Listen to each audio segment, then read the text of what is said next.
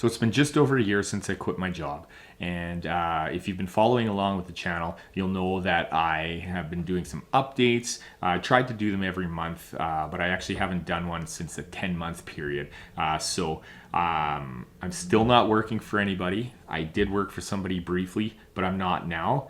But something's really changed.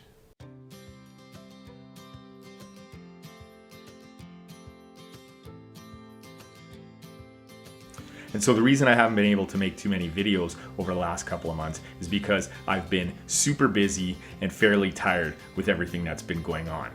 But before I get to that, I just want to talk about the last year a little bit. So I got to do a lot of things. I got to do some acting. I got to work on my business. I got to write more music. I made more videos. I just got to be more creative overall. And I really just, it was really nice to take the break and just gain some perspective on my life in general. Oh, and by the way, if you watch Homeland Homicide, Season 1, Episode 9 and Episode 17, you're gonna see me there. I know I've said that before, but it was my first time acting, so I'm excited. Yeah, so I had a pretty decent, reliable amount of money that I could depend on for a year. So what happened is 10 months came along and I didn't have a job and I didn't know how I was gonna produce income. So I just went hardcore looking for a job. I was getting worried about things a little bit, and then really all the creativity stopped pretty much at that point. Just sort of my will to do it, and also I was just busy trying to figure out what I was gonna do to get by.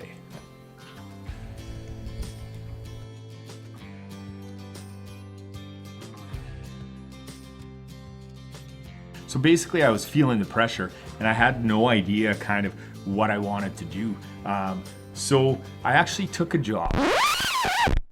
And so a good friend of mine had an opening at a place where he was working. There was an opening, so they called me and I went into work, and it was actually a box factory, and they were super great people there. Everybody working there was super nice, but it was very labor intensive and very repetitive over and over again. And basically what I was doing is I was grabbing these big giant bundles of boxes that were flat and unfolded, and they were like, some orders had 10,000 in them, and I was just trying to fill this machine as quick as I can with these big handfuls of boxes. After a week, I just decided that that really wasn't how I wanted to spend my time. And you know, it was probably a total of an hour and a half drive some days, an hour for sure, an hour and a half in the winter it would have been, and it was just taking a lot of time. And then I was really struggling to do work on my business as well at that time,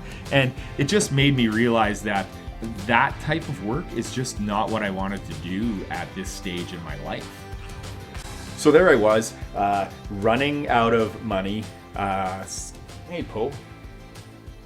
So there I was, running out of money and not knowing what I wanted to do. And so I actually got kind of down on myself a little bit, just for a while, and because I was just freaking out and I just didn't know what I was gonna do. And I realized that if I could put all that effort into working for somebody else and going that hard, I could do that for myself as well. And that's when I started to take a lot of action.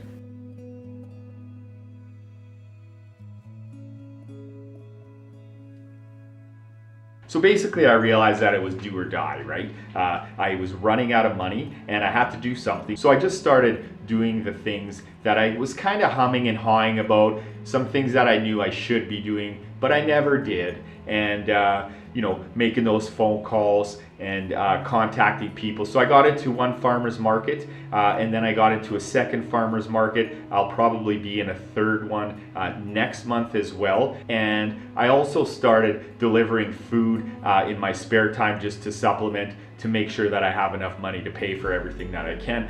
So it's really been a busy time, busier than I was before for sure. But I'm happy because I'm just working for myself. My direct action has an outcome to my income, right? Yeah. And so I was even able to make some money from music over the last month or two. I had done a video on my music page, not a music video, but I was talking about a few things, and I just mentioned that you could leave me a donation using the link to the Buy Me a Coffee page, which I also have in the description of this video. And one of my old friends slash fans came by and left me a very generous donation, so I thought that was really cool. And then speaking of old friends, I had an old friend slash customer when I had my t-shirt business, and he wanted a bunch of these blank shirts that he used to order. So I was able to buy him some, and I've actually got them sitting right here waiting for him to come back to town. So I was able to make a few bucks there too as well. So things have just been really working out, but these things were a result of direct actions that I had taken in the past, which is, amazing. And so I think the important lesson here for me is that suddenly I had no safety net. And I've heard about this before, is that you can't leave yourself a safety net, or, you just kind of know that it's there, so you don't necessarily do your best. And I feel like that's what happened to me over the last year. And yes, I did things. I progressed my business and I progressed myself creatively, and I did a lot of things. I did some things that I have never experienced before, and most importantly, I got a kind of a mental break, which was good. But I definitely didn't give it my all. Now, as soon as that safety net was gone, something snapped. It's like a survival kind of thing, and bang, I was doing everything I possibly could to try and make things roll and make some money and this and that. I do have to say though that the creativity kind of has suffered a little bit as far as music and making videos and stuff's going. I had to put some of that on the back burner a little bit, and I'm trying to incorporate it back into my routine kind of thing, because I've just been super busy. And I just feel it's really important at this point to say that I don't advocate just going out, quitting your job, and not having a safety net, not having any cash or anything like that. We live in a world where we have to pay for things to survive. We need rent, we need to buy food in most cases. You need money if you have a car, you need money for gas, you need money every day.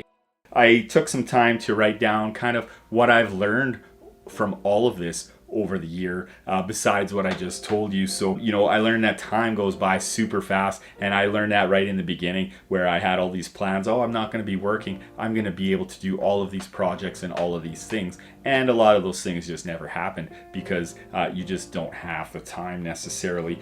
Being comfortable slows progress, like we just talked about. It's really easy to procrastinate. I found that I really don't want to work for other people. I like it that my direct actions affect my income and how things turn out for me in the end. I learned how valuable it is to be there when my family needs me, and that's a big thing.